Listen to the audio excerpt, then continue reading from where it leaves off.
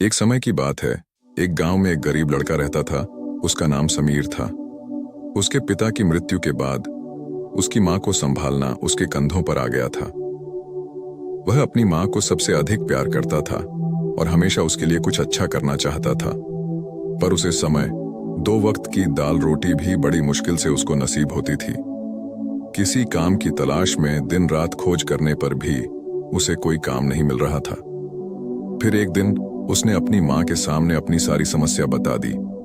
उसने अपनी मां को कहा कि मैं जिस जगह भी काम मांगने के लिए जाता हूं तो हर कोई मुझे यह कहकर काम नहीं देता कि हमारे यहां काम की जरूरत नहीं है। मैं काम की तलाश कर करके थक चुका हूं। मुझे समझ नहीं आता कि मैं तुम्हारा पेट कैसे भरूंगा, अपने मां को कैसे पालूंगा, और ये चिंता मुझे दिन रात खाए जा रही है। ये सुनकर उसकी मां ने कुछ सोचकर कहा कि तुम एक आदमी के पास एक बार ही काम मांगने के लिए जाते हो और जब वो काम नहीं देता तो तुम 2 बार उसके पास जाते तक नहीं हो। अगर तुम्हें उनसे काम लेना है तो तुम्हें हमदर्दी जतानी होगी, तुम्हें उनसे हमदर्दी हासिल करनी होगी, अपनी गरीबी दिखानी होगी ताकि वो लोग तुम्हारी मजबूरी समझकर तुम्हें काम पर रख लें। इसीलिए शर्म मत करो, उन्हें अपनी मजबूरी बताओ, अपनी गरीबी बताओ और इसी उपाय से तुम काम पा सकते हो। ये बात समीर के मस्तिष्क में बैठ गई और अगले दिन काम मांगने के लिए वो उसी सेठ के पास जा पहुंचा जहां पर वो पिछले दिन काम मांगने के लिए गया था। लेकिन इस बार उसने हाथ जोड़कर उस सेठ से प्रार्थना की, उससे विनती की कि वो बहुत गरीब है और उसे काम की बहुत आवश्यकता है। वो जो कुछ भी उसे देंगे उसमें संतुष्ट हो जाएगा, पर कृपया करके मुझे अपने यहाँ काम पर रख लें। उसकी ये हालत देखकर उस सेठ ने उसे अपने यहाँ काम पर रख लिया। वो रोज वहां पर काम पर जाने लगा। अंदर ही अंदर वो खुश तो था कि उसे काम तो मिला, लेकिन उसे वेतन दूसरे लोगों से कम मिलता था। वही काम जो दूसरे लोग कर रहे थे उन्हें ज्यादा वेतन मिल रहा था और इससे कम वेतन मिल रहा था। जब इस बारे में उसने अपने सेठ से कहा तो सेठ ने कहा कि देखो भाई, तुम्हें काम की जरूरत थी, मैंने तुम्हें काम दिया। मेरा धन्यवाद करने की बजाय तुम मुझसे शिकायत कर रहे हो। ये सुनकर समीर वहीं पर चुप हो गया। बात कहीं ना कहीं सत्य थी। सस्ती सेठ ने तो उसे उसकी मजबूरी के हिसाब से ही काम दिया था और इसीलिए वो उसे अपने अनुसार ही वेतन देता था। लेकिन धीरे धीरे उसने ये बात अपने सगे संबंधियों और अपने दोस्तों को भी बताना शुरू कर दी कि उसका सेठ कैसा आदमी है और उसे कितना वेतन देता है। समय बीतता रहा और समीर पूरी लगन के साथ अपना काम करता रहा। लेकिन अब परिस्थितियां बदलने लगी थीं। सेठ अब समीर से दूसरे लोगों से ज्यादा काम लेता था और उसे कम वेतन उसे देता था। ये बात समीर के मन को बहुत खलती थी। वो दूसरों से ज्यादा मेहनत कर रहा है और उनसे कम वेतन पा रहा है। इससे उसके आत्मसम्मान को बहुत गहरी चोट पहुंची। अब धीरे धीरे उसका मन अपने काम से हटने लगा। उसका मन काम में लगता ही नहीं था। जाहिर सी बात है कि ऐसी जगह किसका मन लगेगा जहां आदमी को अपने आत्मसम्मान के साथ समझौता करना पड़े। इसीलिए जल्द ही उसने अपना काम छोड़ दिया और वो घर पर आकर खाली बैठ गया। अब उसके पास घर का खर्चा चलाने के लिए भी पैसे नहीं बचे थे। इसीलिए उसने अपने सगे संबंधियों और अपने दोस्तों से सहायता मांगने शुरू की। लेकिन उसके दोस्त उसके सामने तो उसे दया का पात्र समझते थे, उसे दिलासा देते थे, लेकिन पीछे से उसका मजाक उड़ाते थे।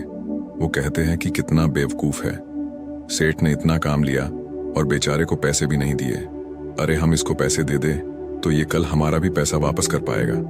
इसकी ऐसी हालत है काम तो इसके पास कुछ है नहीं, पैसा कहां से लाके देगा। और इसी वजह से समीर की हालत दिन ब दिन खराब होती जा रही थी। अब वो दिन रात तनाव में रहने लगा था। वही दोस्त, वही सगे संबंधी जो उसके अपने होने का दिखावा करते थे, वो उसे दया का पात्र समझ रहे थे। उन्हें उसके ऊपर तरस आ रहा था। सब लोग आकर उसे ज्ञान तो बहुत देते थे, लेकिन कोई सहायता नहीं करता था।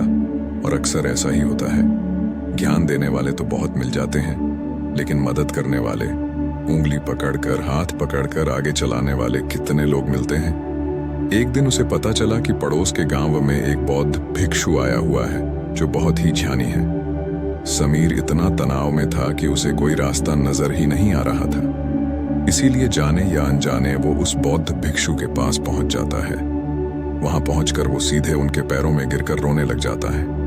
वो रोते रोते उन्हें अपनी सारी परिस्थिति बताता है। उसे बताता है कि किस तरह उसके सेठ ने उसका फायदा उठाया और उसके सगे संबंधी उसके साथ कैसा व्यवहार रखते हैं। सारी बातें सुनकर बौद्ध भिक्षु ने उसे चुप कराते हुए कहा कि बेटा, ये सारी समस्याएं तुम्हारी बुद्धिहीनता, तुम्हारी मूर्खता के कारण उत्पन्न हुई है। अगर तुम्हारे अंदर विवेक होता तो इनमें से एक भी समस्या तुम्हारे मन को दुखी नहीं कर सकती थी, लेकिन तुमने अपने अविवेक के कारण, अपनी मूर्खता के कारण खुद ही अपने रास्ते में कांटे बिछा दिए। आज मैं तुम्हें 7 बातें बता रहा हूं जो भूलकर भी किसी को मत बताना, और इन बातों का अनुसरण करते हुए तुम बाहर से मिलने वाले दुखों को दूर कर ही सकते हो जो बेवजह दुनिया की वजह से तुम्हारे अंदर पनपते हैं। पहली बात जो किसी को नहीं बतानी चाहिए वो है अपनी मजबूरी। अपनी मजबूरी का दिखावा करके दूसरों का दया पात्र बन के उनकी सहायता लेने की गलती कभी मत करना। हो सकता है कि आज वो तुम्हारी मजबूरी देखकर तुम्हारी सहायता कर दें, लेकिन कल वो तुम्हारा फायदा उठाने से भी नहीं चूकेगा, और अगर फायदा भी नहीं उठाया तो दूसरों के सामने तुम्हारा मजाक बनाने में वो आदमी कभी नहीं चूकेगा। इसीलिए कभी भी अपनी मजबूरी का दिखावा मत करो। अगर घर में 2 रोटी है, सूखी रोटी है, तो वही खाकर सो जाओ, लेकिन दूसरों को इसके बारे में भनक तक नहीं लगनी चाहिए। जरा आप खुद सोचो, मजबूरी बताने का क्या मतलब होता है। एक इंसान का या तो वह दूसरों से सहानुभूति हासिल करना चाहता है या उनसे कोई आर्थिक मदद चाहता है, लेकिन अगर दोनों ही परिस्थितियां आप देखें तो दूसरा आदमी आपका फायदा उठाने से नहीं चूकेगा, और अगर वो फायदा नहीं भी उठाएगा तो अपनी नजर में तो वो आपको मूर्ख ही समझेगा, बेवकूफ समझेगा, और दूसरों के सामने आपका मजाक तो जरूर बनाएगा। इसीलिए अपनी मजबूरी के बारे में कभी किसी को मत बताना। दूसरी बात जो किसी को भी नहीं बतानी चाहिए वो है अपनी अतीत की गलतियां और भविष्य की रणनीतियां। जरा सोचो कि अगर हम अपने अतीत की गलतियां किसी दूसरे को बताते हैं तो उसका क्या प्रभाव होगा। वो गलतियां ठीक तो नहीं की जा सकती, जाहिर है, तो उन्हें बताने का क्या मतलब रह जाता है।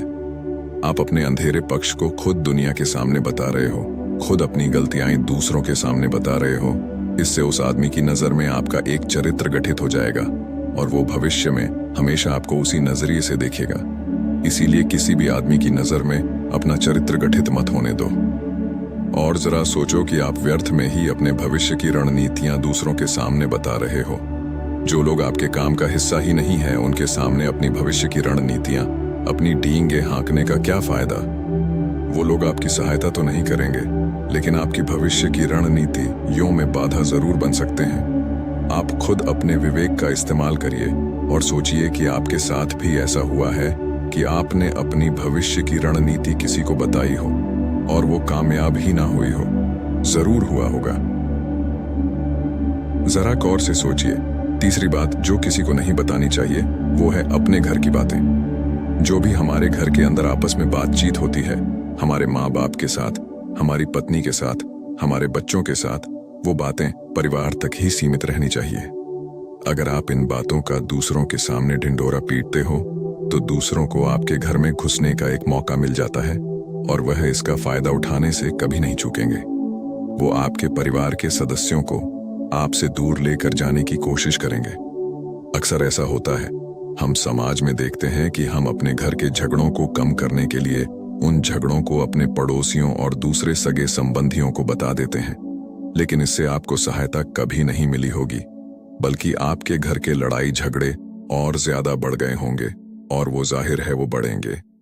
अगर आप अपने माँ बाप की बात दूसरों को बताएंगे तो आपके माँ बाप को बुरा लगेगा ही कि हमारा बेटा हमसे बताए बगैर दूसरों को ये बातें बता रहा है। इसीलिए अपने घर की बातें और अपने घर की लड़ाई झगड़े किसी के सामने मत बताना।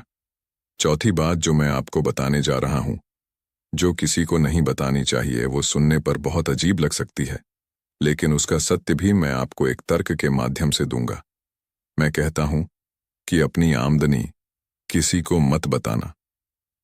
अब अपनी आमदनी ना बताने के पीछे क्या मतलब हो सकता है? जरा सोचिए कि आप अपनी आमदनी अपने दोस्तों को बता देते हैं, तो जब आपके दोस्तों को जरूरत पड़ेगी तो वो सिर्फ आपको ही याद करेंगे, क्योंकि उनको पता है कि अगर आपकी आमदनी ज्यादा अच्छी है तो आप भी उनकी मदद कर सकते हैं, और इसीलिए ज्यादा लोग आपसे सहायता मांगेंगे। और जब आप उनकी सहायता नहीं करेंगे तो वो सोचेंगे कि इस आदमी के पास पैसे हैं, मेरी सहायता कर सकता है, लेकिन ये सहायता कर नहीं रहा है, और इसीलिए आपकी आमदनी आप दोनों दोस्तों के बीच एक झगड़े का कारण हो सकती है। कम आमदनी होगी तो लोग मजाक उड़ाएंगे, और ज्यादा होगी तो सहायता मांगेंगे, तो अपनी आमदनी बताने का कोई मतलब नहीं है। पांचवी बात जो मैं आपको बताने वाला हूं, उसे आप गांठ बांध लेना और किसी को ये बात मत बताना। अपनी कमजोरियां और अपनी ताकत, अक्सर इंसान को पता नहीं होता है कि उसकी कमजोरी या उसकी ताकत क्या है। लेकिन अगर आपको अपनी कमजोरी और अपनी ताकत पता है, तो पहली बात तो आप बहुत ही बुद्धिमान आदमी हैं, और दूसरी बात कि आपको ये बातें किसी से साझा नहीं करनी है, क्योंकि अगर आपकी कमजोरी या दूसरों को पता चल गई तो वो आपकी कमजोरियों का फायदा उठाएंगे, और अगर आपकी ताकत पता चल गई तो वही ताकत आपकी कमजोरी बन जाएगी, क्योंकि वो ताकत दूसरे आदमी को पता है और वो ताकत की कार्ड भी ढूंढ ही लेगा। अपनी कमजोरी और अपनी ताकत अपनी पत्नी या अपने पति को भी नहीं बतानी चाहिए, क्योंकि इसके बाद आपको घर में उनसे हमेशा दब के रहना पड़ेगा। अगली बात जो किसी को नहीं बतानी चाहिए वो है अपने मित्र और अपने शत्रु। आप अपने मित्रों के बारे में अगर दूसरे लोगों को बताएंगे तो वह आपके मित्रों के साथ अपनी घनिष्ठता बनाकर आपको धोखा दिलवा सकते हैं। आपके गहरे मित्रों को आपसे दूर करने का प्रयास कर सकते हैं। अक्सर आम आदमी ऐसा नहीं करता, लेकिन आपके दुश्मन ऐसा करने की कोशिश कर सकते हैं। और दूसरी तरफ आपके शत्रु का भी किसी को नहीं पता लगना चाहिए, क्योंकि आज जो आपका मित्र है, अगर कल वो आपका दुश्मन हो गया तो वो आपके दुश्मन के साथ ही मिलकर आपको परास्त कर सकता है, आपको धोखा दे सकता है। इसीलिए अपने सबसे अच्छे दोस्तों को भी अपने दुश्मन के बारे में कभी मत बताना। अगली और आखिरी बात कहना चाहता हूं कि जब तुम दान करते हो तो दान के बारे में भी किसी को मत बताना, नहीं तो दान करना व्यर्थ हो जाता है, बेकार हो जाता है। जब आप अपने दान का ढिंढोरा पीटते हो तो आप ये बता रहे हो कि मैं कितना बड़ा दानी पुरुष हूं, और ये आपके अंदर एक अहंकार निर्मित करेगा। इसीलिए दान गुप्त रूप से किया जाए उतना ही अच्छा होता है, उतना ही फलदायी होता है।